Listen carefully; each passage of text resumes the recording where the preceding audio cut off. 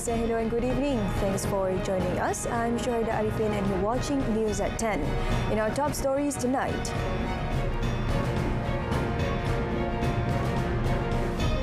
no need to peg ringgit to US dollar.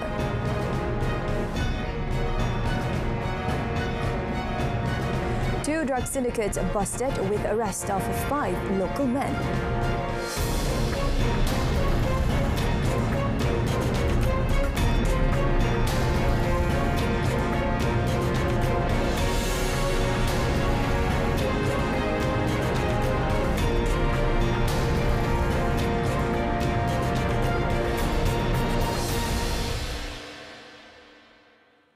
The government through Bank Negara Malaysia (BNM) has no intention to peg the ringgit against the United States US dollar at the moment, as the move has a huge risk and trade-off. Finance Minister Tengku Datuk Seri Zafrul Tunku Abdul Aziz said if the pegging is implemented, Malaysia will need to fully follow the monetary policy of the country, which currency being the reference or basis for the ringgit. Jadi jika ringgit ditambat, Malaysia akan menghadapi kekangan untuk menetapkan dasar moneteri dan rakyat terpaksa menanggung kos pembiayaan yang tinggi walaupun keadaan ekonomi negara kita tidak sama seperti di Amerika Syarikat. Langkah tambatan mata wang juga perlu dilengkapi dengan langkah kawalan modal, capital controls, bagi mengelakkan pengaliran keluar modal. Tindakan ini pastinya akan menjejaskan keyakinan pelabur asing terhadap Malaysia. Tengku Datuk Seri Zafrul said, although the ringgit had weakened by 8.7% against the US dollar since the beginning of 2022, other currencies have also declined at a more significant rate, including the Japanese yen, British pound, euro and Taiwan dollar. The minister added BNM would always ensure stable and smooth financial market conditions and take proactive measures to provide adequate liquidity and resilient markets to ensure the stability of the ringgit. The Armed Forces Fund Board (LTAT) today signed a Memorandum of Understanding (MOU) with the Edge Group, a conglomerate owned by the United Arab Emirates (UAE) government that provides military weaponry and related technology. Senior Defence Minister Datuk Seri Hishamuddin Tun Hussein in a statement said the MOU covers the exploration of opportunities for closer collaboration in various forms of defence capabilities.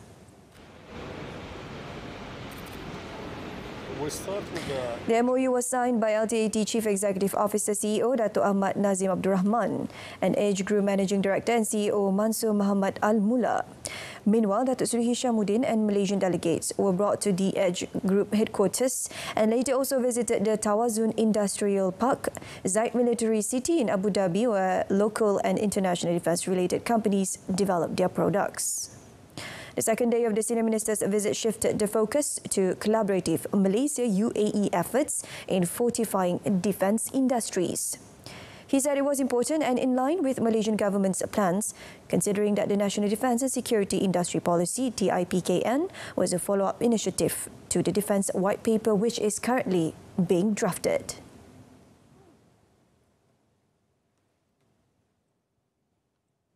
The sales value of the Buy Malaysian Goods campaign (KBBM) is projected to increase by 2.5% this year from the 3.2 billion ringgit gained last year. Deputy Minister of Domestic Trade and Consumer Affairs Datuk Rosal Wahid said he is optimistic that the increased purchases after the pandemic, coupled with the improving quality of local products, will be able to contribute to achieving the target.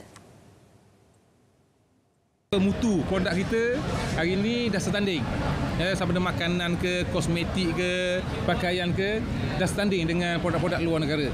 Jadi itu antara punca kita menjadikan target untuk tahun ini 2.5% meningkat. He said Petronas has been actively supporting the campaign since 2019 and has given SMEs the opportunity to market their products in more than 700 Petronas Mesra stores nationwide so far. Speaking after officiating the Love Local program today, Datuk Rosal also called upon other industry players to come together to help the ministry promote local products and thus help operators in the country. The Love Local campaign provided a platform for micro, small and medium entrepreneurs to market their products to penetrate the national market. As of August, over 1,800 local entrepreneurs have benefited from the program. The Cabinet has agreed to the recruitment of 10,000 workers from Sri Lanka. Human Resources Minister Datuk Seri M. Saravanan said the decision was made after taking into account the state of the country, which is hit by the current economic crisis. In a statement today, he said the Sri Lankan government had submitted an official application to supply manpower involving a quota of 10,000 workers. The Cabinet at its meeting earlier on 14 September agreed on the hiring of the foreign workers to help Sri Lanka. The minister also urged Malaysian industries and employers to support the government's good intentions by employing workers from Sri Lanka to fill job vacancies in sectors that are allowed to hire foreign workers. According to Datuk Seri Saravanan, employers who have been given quota approval and have settled the levy payment should seize the opportunity. As of 14 September, levy payments had been made for 416,634 applications for foreign workers. Employers keen to hire foreign workers can contact the Ministry's Migrant Worker Management Division or the Peninsular Malaysia Labour Department. Public premises and boarding schools with complete and comfortable facilities will be the primary choice to be used as flood relief centres PPS effective 1st October. Chief Secretary to the Government Tan Sri Muhammad Zuki Ali said the matter was decided at the Cabinet meeting today to ensure that the evacuation operations are carried out by taking into account the comfort and welfare of keluarga Malaysia as a whole. In a statement today, he said to ensure smooth operations on the ground, the National Security Council Directive number 20 has stipulated that district officers, as chairman of the district disaster management committees, have the authority to identify and declare any public premises and schools, especially boarding schools, to be used as PPS. Tan Sri Muhammad Zuki said various government agencies through the Disaster Management Committee at all levels are always working closely to increase preparedness in facing any disaster. This is to ensure that the affected Malaysian families get comfortable accommodation, safe protection and guaranteed welfare while in PPS. Applications of nuclear technology are highly useful in daily life, especially in manufacturing, agriculture and health, which can bring great benefits for the country. However, according to Malaysia Nuclear Agency Director General Dr. Abdul Rahim Harun, the general understanding of the public on nuclear technology is still weak, with many who relate it with its most notorious application, explosives and warfare. Selama ini yang persepsi masyarakat bila dengar nuklear ni dia kata benda yang bahaya lah. Bom, senjata nuklear, kalau kita tengok menakutkan. Tapi sebenarnya dalam teknik nuklear ni kita boleh bagi manfaat kepada masyarakat.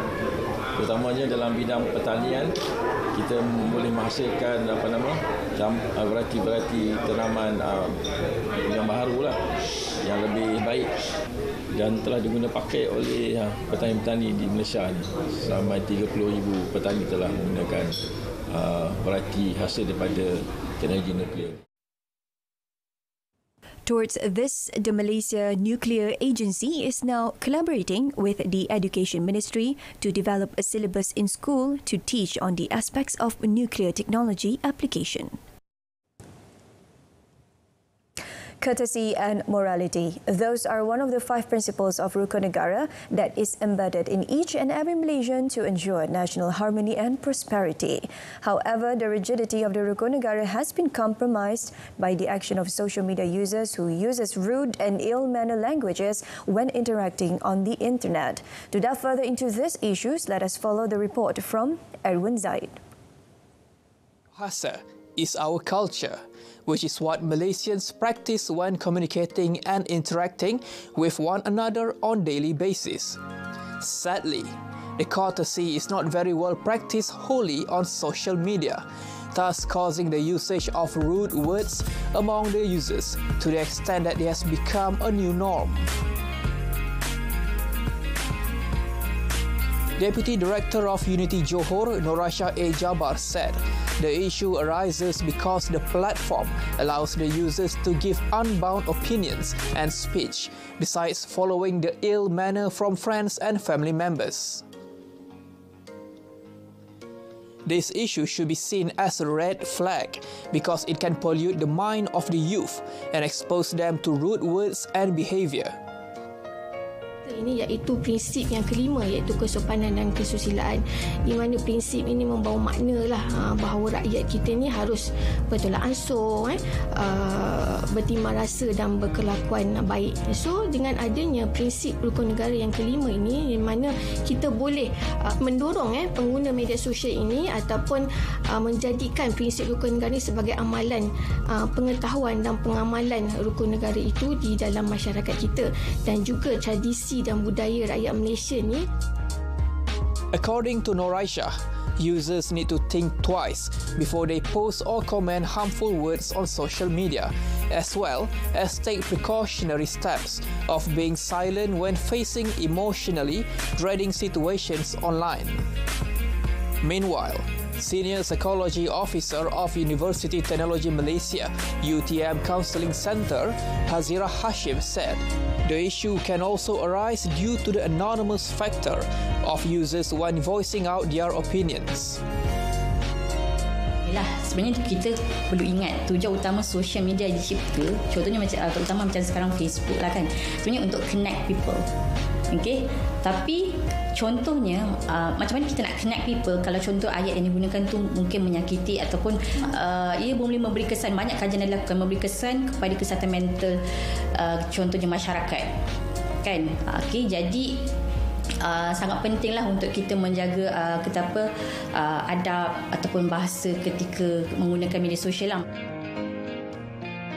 Courtesy should be practiced by all individuals, especially to the youth, thus preventing rude language and behaviour from becoming prevalent on social media. Users could also practice a more proactive and conventional method of using proper and mindful words when addressing issues to the authority.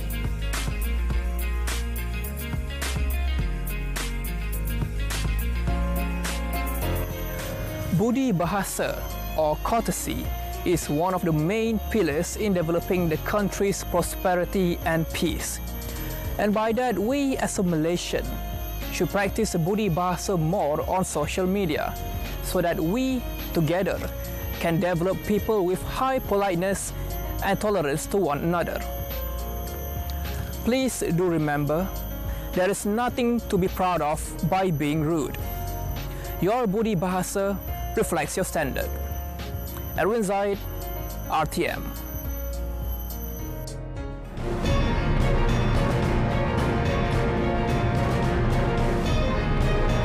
Coming up, 59 varsity employees arrested for graft since 2017.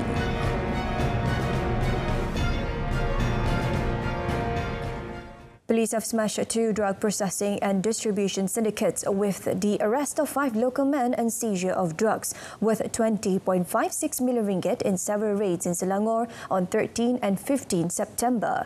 Selangor Police Chief Dato' R. Junaidi Muhammad said for the arrest of the first syndicate, Dato' R. Junaidi said the Selangor Narcotics Crime Investigation Department NCID together with the Bukit Aman NCID conducted an operation at 6:45 p.m. on 13 September and arrested 2 men around Ampang and Puchong.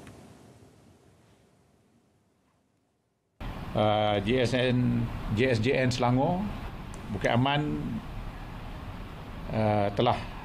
Selangor dan Bukit Aman telah menangkap 2 lelaki berumur 32 dan 35 tahun di kawasan tempat letak kereta berdekatan sebuah pasar raya di Ampang dan telah merampas 4 ketulan mampat disyaki dadah jenis heroin, ni heroin base anggaran berat 1.5 kilogram. In a follow-up raid at a house in Seri Damansara, police arrested a man and found 112 compressed blocks suspected to be heroin-based drugs weighing 43.48 kilogram and 89,500 Araman 5 pills with an estimated weight of 27.2 kilograms. Meanwhile, Dato' Arjunaidi said that as a result of cooperation between the Selangor, Johor and Negeri Sembilan NCID, police uncovered a drug processing laboratory in-house in Damansara Perdana, Petaling Jaya and arrested 2 local men at 6:10 p.m. on 15 September. Inspections on the house found heroin-based drugs weighing 134.19 kg, 59.04 kg packages of methamphetamine, 20 kg of dry ganja leaves, 15,830 Aramin 5 pills, 7 packages of ecstasy pills, and 6 packets of caffeine. All the suspects aged 23 to 35 have been remanded for 7 days and the case was being investigated under Section 39B of the Dangerous Drugs Act 1952. The Malaysian Anti-Corruption Commission MACC has arrested 59 staff of public and private universities, with 49 of them charged in court between 2017 and August this year for corruption. Its Deputy Chief Commissioner Prevention, Datuk Seri Norazlan Muhammad Razali, said these cases involved over 1.32 million in ill-gotten money. Banyakkan kes-kes ni melibatkan staff universities dan juga ada juga yang melibatkan kalangan pengajar. Jadi banyak kes-kes berlaku ni adalah berkaitan dengan meminta rasuah lah untuk memberikan kontrak dan juga melibatkan tuntutan palsu berkaitan dengan geran-geran yang diterima oleh tenaga pengajar. He said this in his keynote address at the launching of the International Islamic University of Malaysia IIUM Anti-Bribery and Corruption Framework in Gombak today. The framework outlines the university's principles and adequate procedures against bribery and corrupt practices in the conduct of its business to ensure the board members, university authorities and all staff uphold good values and integrity towards the attainment of its vision and mission. Former Prime Minister Datuk Seri Najib Tun Razak is being treated and monitored at the Cheras Rehabilitation Hospital HRC. The Prisons Department in a statement today stated that Datuk Seri Najib was referred to HRC by Kuala Lumpur Hospital last Monday. The statement also read that he will be sent back to Kajang Prison to serve his jail sentence as soon as HRC or HKL medical experts give him a medical clearance. On 12 September, the Kuala Lumpur High Court ordered that Datuk Seri Najib be taken to hospital for medical examination after being informed of his unsatisfactory health condition. This is in accordance with Section 37 of the Prisons Act and the United Nations Standard Minimum Rules for the Treatment of Prisoners, Mandela Rules. Tasked with responsibilities under the Prisons Act, the Prisons Department, apart from carrying out the punishment that has been handed down, is also responsible for ensuring the health of the prisoner. It includes the provision of treatment facilities and medicines as recommended by government medical officers.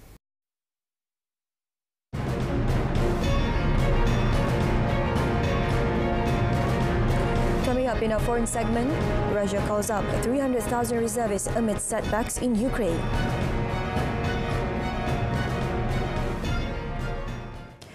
United Nations officials today warn that the waterborne diseases and malnutrition that are plaguing swathes of Pakistan after record monsoon floods threaten to be more deadly than the initial deluge. Pakistan has been lashed by unprecedented monsoon downpours, flooding a third of the country, an area the size of the United Kingdom, and killing nearly 1,600 people, according to the latest government figures. More than 7 million people have been displaced, many living in makeshift tents without protection from mosquitoes and often with little access to clean drinking water or washing facilities. United Nations Humanitarian Coordinator Julian Harness said Pakistan faced a cascading second disaster from diseases such as dengue, malaria, cholera and diarrhea, as well as malnutrition. Around 33 million people have been affected by the floods, which have destroyed around 2 million homes and business premises, washed away 7,000 kilometers of roads and collapsed 500 bridges. Swathes of farmland, mostly in the southern province of Sindh, still remain underwater. Dengue cases there have soared to more than 6,000 since the start of the year, half in September alone, and are already approaching the total figures of 2021. Russia will draft 300,000 reservists to support its military campaign in Ukraine. Russian Defense Minister Sergei Shoigu, in a televised remarks today, said 5,937 Russian soldiers had been killed since the start of the conflict, and Moscow's first update on casualty numbers in almost 6 months.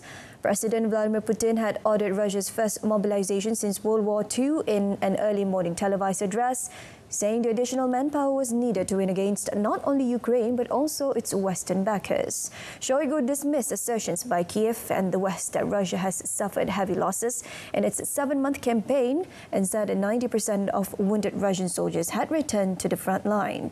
The US Pentagon said in August that it believed between 70,000 and 80,000 Russian personnel had been killed or wounded, and in July estimated Russia's death toll at around 15,000. Shoigu, however, said Russia had 25 million potential fighters at its disposal. The decree published on the Kremlin's website said the call-up would apply only to reservists with previous military experience.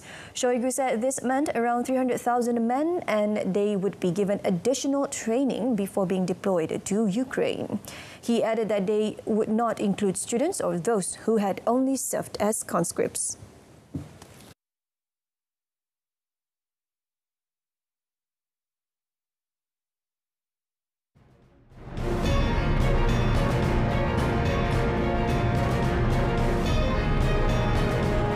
In sports, Melaka United lose Malaysia Cup slot for failing to settle salary arrears.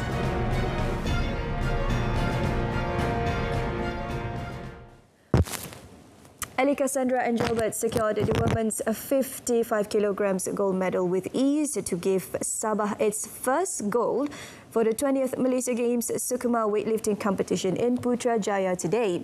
She lifted 76 kilograms in snatch and registered 93 kilograms in the clean and jerk for a winning total of 169 kilograms. Sarawak's Martini Chan managed 152 kg, while Terengganu Alia Adani Johari lifted 141 kg to settle for silver and bronze respectively. When met after the medal presentation ceremony, Ali said she only regretted failing to lift 78 kg in snatch and 96 kg for clean and jerk. Target kali ini sepatutnya lebih dari itu, tapi saya cuba dapat buat yang itu, so okay. Pencapaian terbaik sebelum ni snatch 78, clean and jerk 96 kilo. Ali, who is from Papa, stressed there is no shortcut to success, but with good discipline, hard work and support from all, nothing is impossible. In the Birmingham 2022 Commonwealth Games, Ali came in 5th overall. The Melaka United Football Club, Melaka United, are not allowed to play in the 2022 Malaysia Cup competition following their failure to settle the salary arrears of players and officials. The Malaysian Football League MFL in a statement today said the MFL Board of Directors made the decision following the club's failure to settle the issue of salary arrears as per the deadline. According to the MFL, Melaka United received a reminder notice on 6 September to settle all salary arrears or reach an agreement with the officials and players involved by 20th September. However, the statement stated that as of today, Melaka United had only submitted proof of payment until June 2022. MFL also reminded the club to settle the remaining salary arrears to avoid them not being granted a license to compete in the 2023 Malaysia League. On the replacement team for Melaka United's slot in the Malaysia Cup competition, MFL informed that it will be announced soon. The Malaysia Cup is likely to be held next month. Jodar Takzim JDT never had any plans to bring on board former Germany and former Arsenal players Mesut Ozil. JDT owner Tunku Ismail Sultan Ibrahim said this in dismissing rumours that the football legend would join his club. Tunku Ismail, who's more popularly known as TMJ, however, hinted that the club was interested in hiring Spanish club Sevilla player Papu Gomez if he's able to commit to playing for JDT.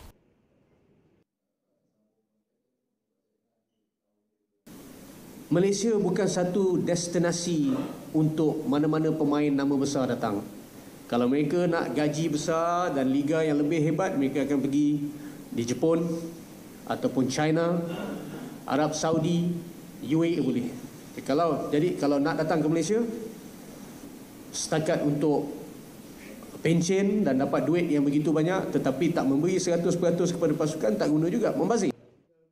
He also said that JDT3's participation in competitive meets like the ongoing 20th Malaysia Games to Sukma would give the club's players more exposure to improve on their performance.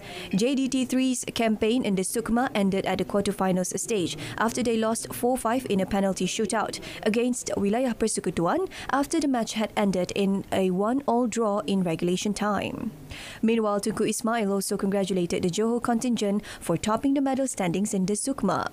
As of yesterday, Johor led the medal collection at the biennial games with 50 gold, 31 silver and 21 bronze medals, followed by Terengganu with 26 gold, 26 silvers and 24 bronze. Former Ukraine captain and coach Andriy Shevchenko presented Poland skipper Robert Lewandowski, who has been a vocal supporter of Ukraine following Russia's military invasion of the country, with a special Ukraine armband in Warsaw ahead of the FIFA World Cup. The Barcelona striker met Shevchenko at Warsaw's National Stadium to collect the armband, which he will wear in Qatar to symbolically represent Ukraine, who failed to qualify for the tournament. Lewandowski said he was proud to be given the armband, saying it was vital to support Poland's neighbour Ukraine in their struggle. A grateful Shevchenko then thanked Lewandowski, saying how important it will be to see the Polish captain wearing the armband when he takes the field in Poland's opening World Cup match against Mexico in Qatar on 22nd November. The former Chelsea and AC Milan striker Shevchenko, who played for Ukraine 111 times, scoring 48 goals and represented Dynamo Kiev before playing abroad, has been raising funds to rebuild his country following the invasion. An emotional Roger Federer arrived in London with mixed feelings ahead of the final tournament of his career, the Lever Cup. Speaking on the tarmac after flying in, the Swiss said he was happy to be in London, although he was feeling the pressure of it being his last tournament. I was very nervous packing up today. Worried I was going to forget things, saying bye to the family, just managing the daily stuff there, and then thinking ahead of every day, what clothes do I need, and while I'm thinking about it, I know it's going to be highly emotional. Last moment here at practice there, I feel still a little bit stressed, but I'm happy I'm here. It puts me back into the mood of, okay, we're here to kind of work and enjoy it. The 41-year-old, who won 20 Grand Slam single titles and redefined a sport with his artistry and grace, broke the news tennis fans across the world have long dreaded in a lengthy statement last week. His final tournament will see him play alongside three of his greatest rivals, Novak Djokovic, Rafa Nadal and Andy Murray, as they line up for Bjorn Borg's Team Europe against John McEnroe's Team World. Alright, so that concludes this evening's news at 10. In our top story, flexible ringgit exchange rate important to support domestic economic activity. Join us again at 12:30 tomorrow afternoon. I'm Syuhada Arifin. Stay tuned to Saluran Berita RTM. Salam keluarga Malaysia and have a pleasant evening.